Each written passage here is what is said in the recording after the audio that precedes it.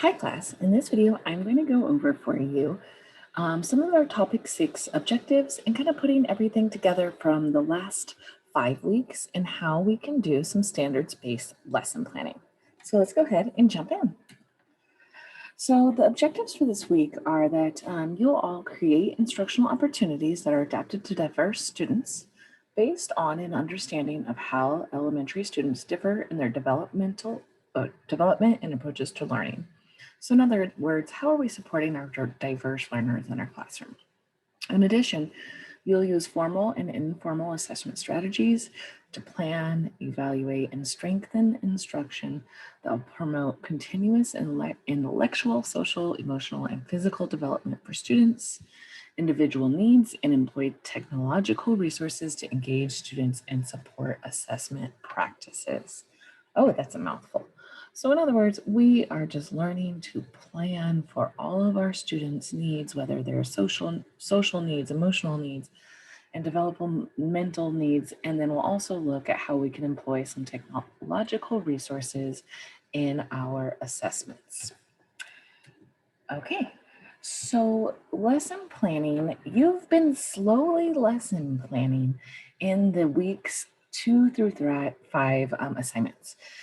You have parts that you've created all aligned to the same standard and same objective. Now it's time for us to put this all together. And so you'll notice a lot of the feedback I've given on assignments is make sure you adjust this or make sure that you change this because we're going to need to put this all together. So if you got any feedback on previous assignments, I really highly recommend that you go back to your assignments and look at the grade or rubric area that is tied to the topic 2 standard and objective and make those adjustments as you put them on your lesson plan. So in topic 2, we took a standard and we unpacked it into know, understand, and do objectives. Now, it might have been a little confusing for you because we had all these different objectives, but what do we put on our lesson plan? We put our do objective on our lesson plan. What are students going to know and be able to do by the end of the lesson? Then in week 3, you built a PowerPoint which had assessment. For assessment, you identified both formative and summative assessments that can be used to check if students met your objective. You're going to use these assessments in the means of expression section on your final lesson plan. In topic 4, you developed aligned activities thinking about some of the strategies that we learned, for example, cooperative grouping or direct instruction. It's important to note that direct instruction and inquiry-based learning are actually opposites. So you wouldn't use both of them in the same plan. Reading is typically a subject area where we use direct instruction. We explicitly show students how to do something and then allow them to practice. Math and science tend to be more of inquiry-based subjects where we don't show students at first. We let them try to figure it out, and then we share what their thinking was and go into the teaching after they had time to try to grapple with a problem themselves. In week 5, I think I'm on, we started looking at differentiating instruction for different learners. Throughout your lesson plan template, you'll see opportunities to provide differentiation for different learners.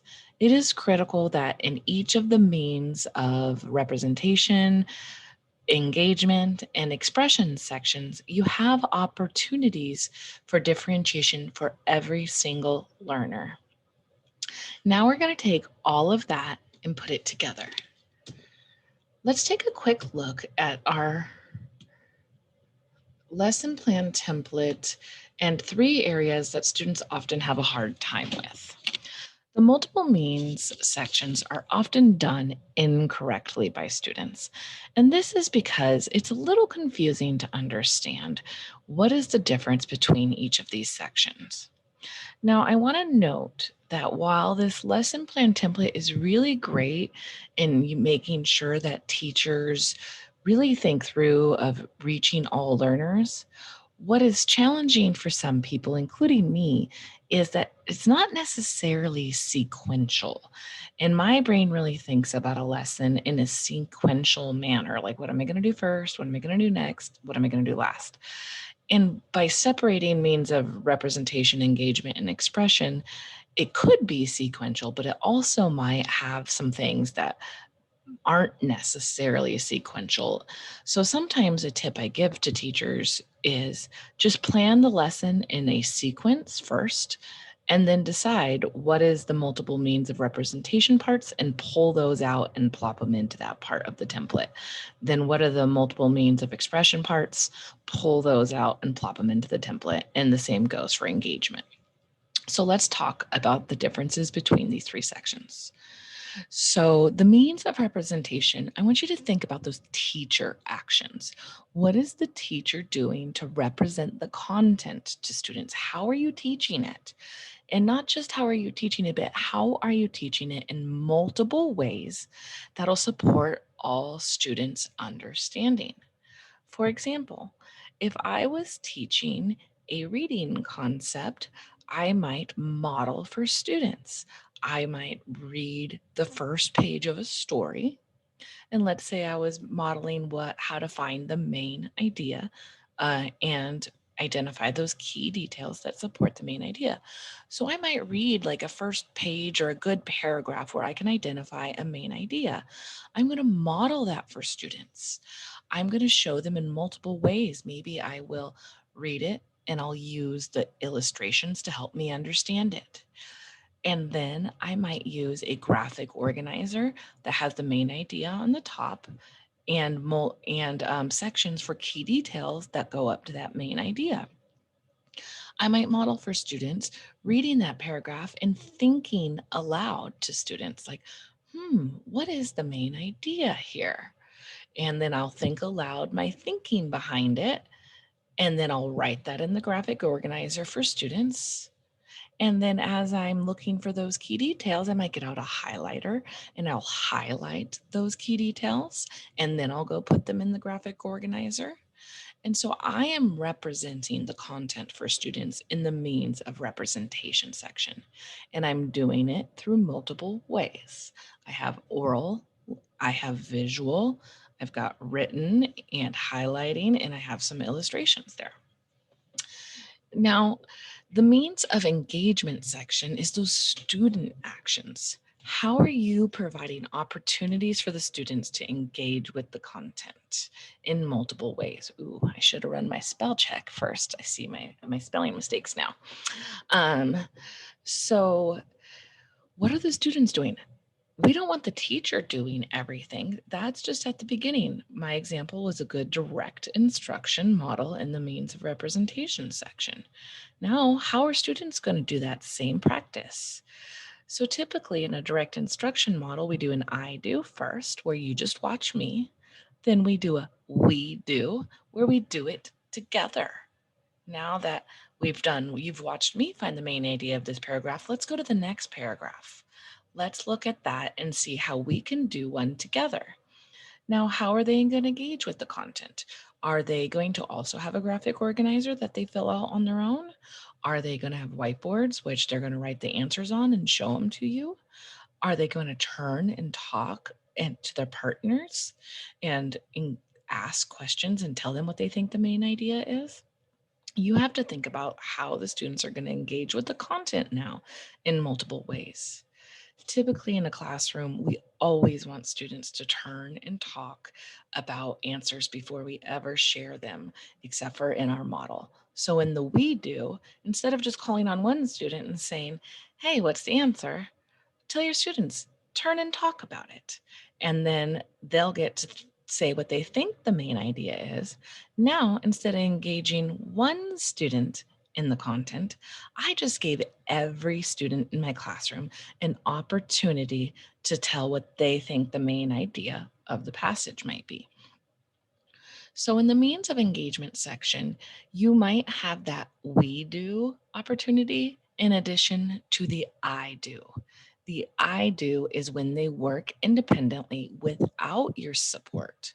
You might be walking around and helping students individually as needed, or you might be pulling a small group, but this is their time to go practice what they learned without so much support. Now, when we think about engagement, just handing kids a worksheet is probably the least engaging thing we can do. Try to bump it up, make it a little more fun. They're going to work with a partner, they'll take turns reading, they'll write on a graphic organizer, they'll highlight, they'll um, work with manipulatives in math. Maybe they'll play a game. Maybe they, if they're practicing something like a phonics skill where they're decoding, maybe they have letter tiles and they're building words. Really think about ways that we can make your classroom fun and engaging, and think about those multiple ways. So, working in a cooperative group, this would go here in the means of engagement section. And cooperative group isn't just working together, but you should have some structure there. What are their roles going to be? Are you going to have them complete things together on one paper, or are they going to do their own and take turns? You want to think through all of these things. Finally, we come to the means of expression section. This is your assessment. How are you assessing students' understanding so they can express how they know? So when we think about the how they know, not just, the main idea is this, but the main idea is this because look at these three key details. It matches that. So try to bump it up to really giving them a little more rigor by explaining how they know that they have identified the main idea correctly, or how they know that they've multiplied correctly or added fractions correctly. So that'll break down those three sections, which are often um, what I see is teachers or students typically just mix these up, or they might have a lot of student actions in the means of representation, or a lot of teacher actions in the engagement, or a mix of it all. All right, so let's go ahead and look at some non-examples. So over to the left, you see this lesson plan. This would be a very veteran possible teacher who is turning in their lesson plan. These are topics. This is not a lesson plan.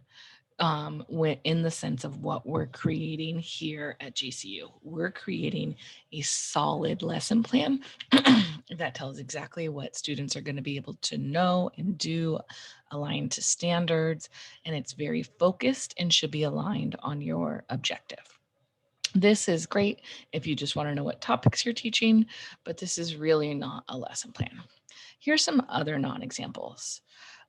I don't want to hear something like, I will teach them about place value in the means of representation or section.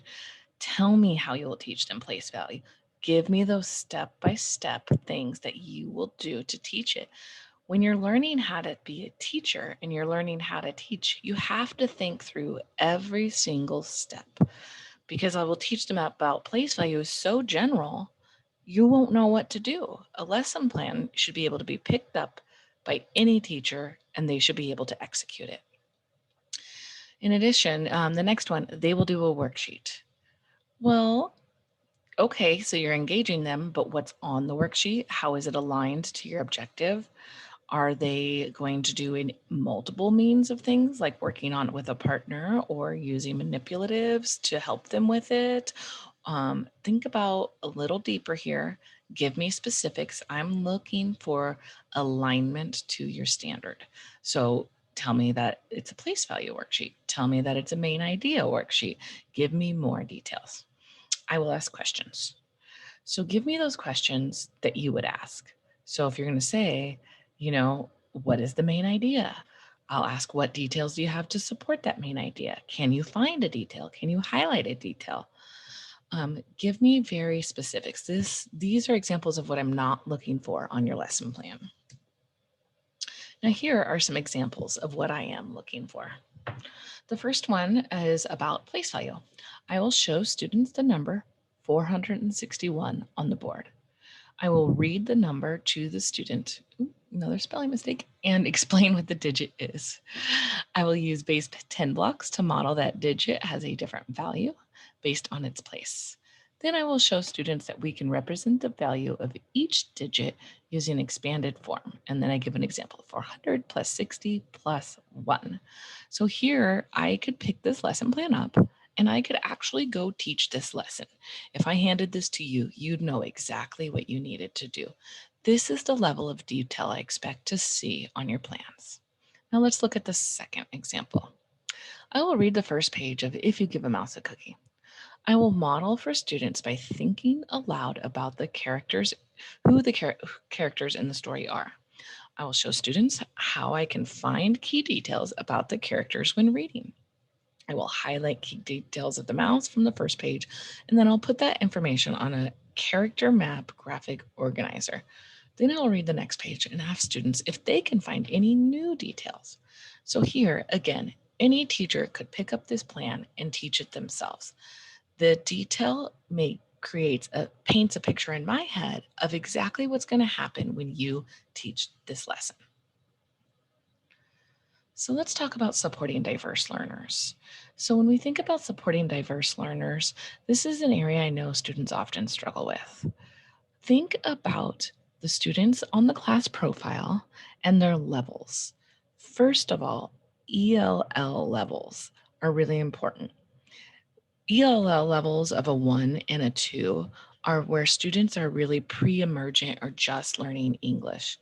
These students do sometimes require some translations just to help them with basic information, but most of the students on the class profile are not ones or twos.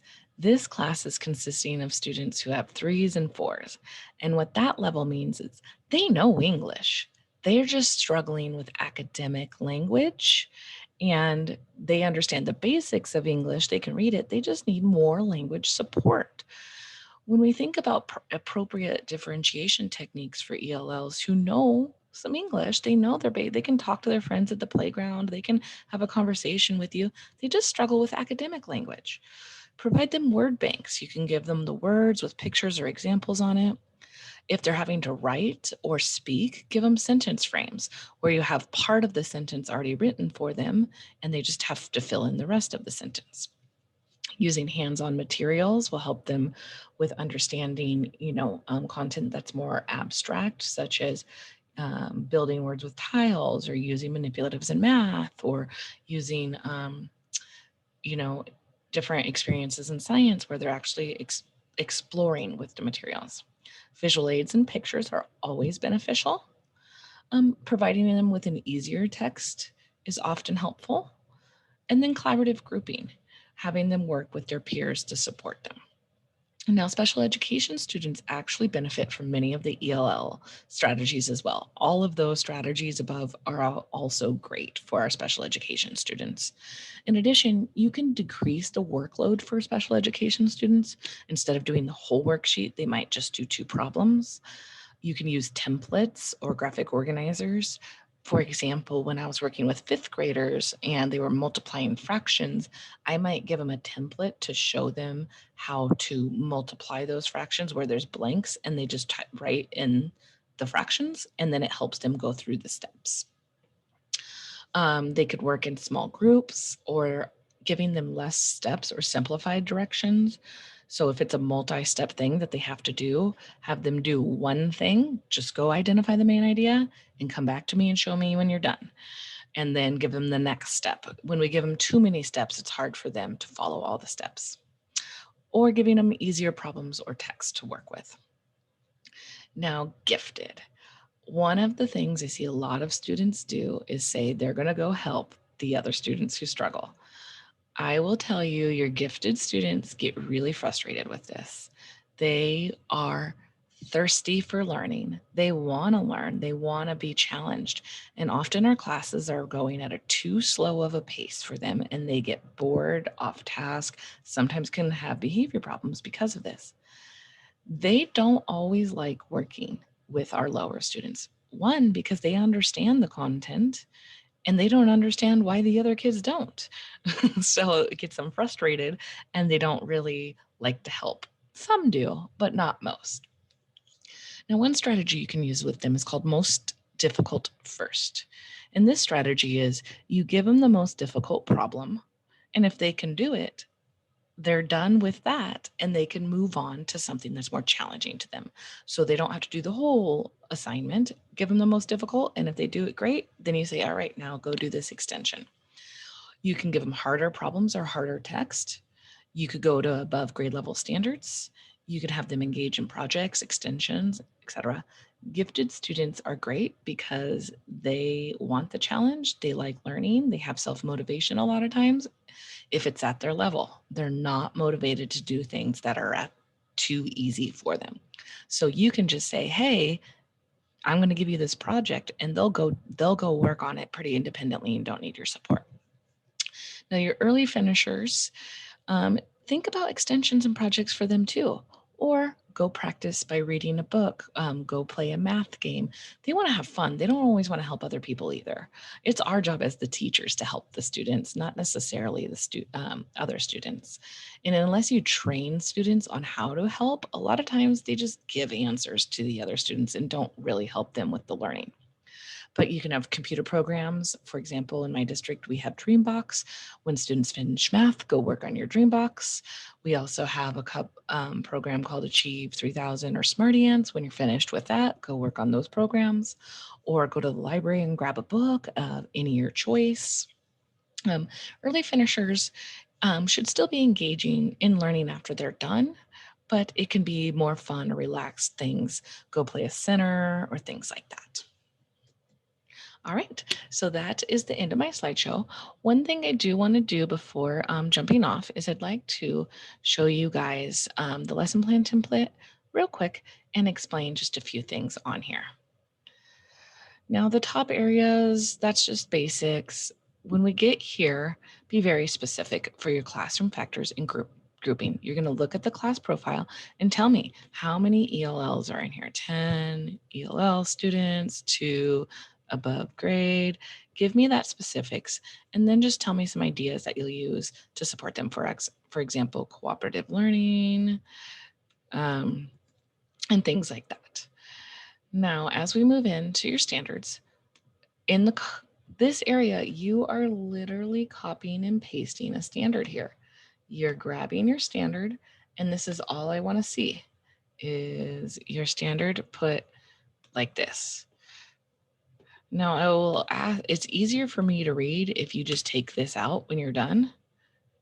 And it also makes your Lopes Right report have less of a similarity score. For your learning target, I just want a concise objective. So I picked the standard students will interpret products of whole numbers. And so they give the example of 5 times 7 is the total number of objects in 5 groups of 7 each. And so something that would sound correct for that might be students will be able to make equal groups to multiply 2 numbers. So that's all that you need for your objective. You don't need to give me a long summary or anything. It's just a clear and concise statement of what students will be able to do by the end of the lesson. In your academic language, explain all the words that they'll need to know. For example, they'll need to know what a product is. They'll need to know what factors are. They'll need to know what we mean by equal groups. And then tell me a strategy that you'll use to teach them the vocabulary. So I might say, I'm going to teach them the vocabulary before the lesson and show pictures and models of each of them. Or I might say during the lesson, when each word comes up, I'll model for what that word is and make an anchor chart for them. You'll list all of your resources and materials here. That's pretty self-explanatory. Now, the anticipatory set, this is when students often get incorrect and they start teaching the lesson here. Don't start teaching the lesson in your anticipatory set. When the teaching begins, that's multiple means of representation. In your anticipatory set, you're trying to engage students and get them excited for the learning that's going to take place. So in my multiplication example, I might say I'm having a party and I want to get some soda, and I don't know how many six packs to get for, um, or I'm going to have 12 people and I want to know if, how many six packs I need to get to be able to have the right amount of 12 people. Or I might say, I'm going to count all of the shoes in our classroom, but I don't want to count them all at the same time. So I'm going to try to find an easier way to count them. So I might give them just a little background and get them excited about the learning. I can ask them where they see equal groups in the real world and have a list of all the ways they see equal groups in the world. It's just a little teaser to get them excited about the learning or to gauge their background knowledge. For example, when looking at all the ways we see groups, that's what background knowledge they have of equal groups. So they might list things like shoes, sodas, water bottles. Would these all come in packs or equal groups? Chopsticks, things like that all come in equal groups. Then you get to your means of representation section. Tell me how you'll teach it. And then how will you differentiate for each group? When we're thinking about this, think about your representation. I'm teaching. How am I helping ELLs? I'm using visuals. I am using a word bank that they have at their desk. That way they understand it. Or I'm defining unknown words as I'm teaching.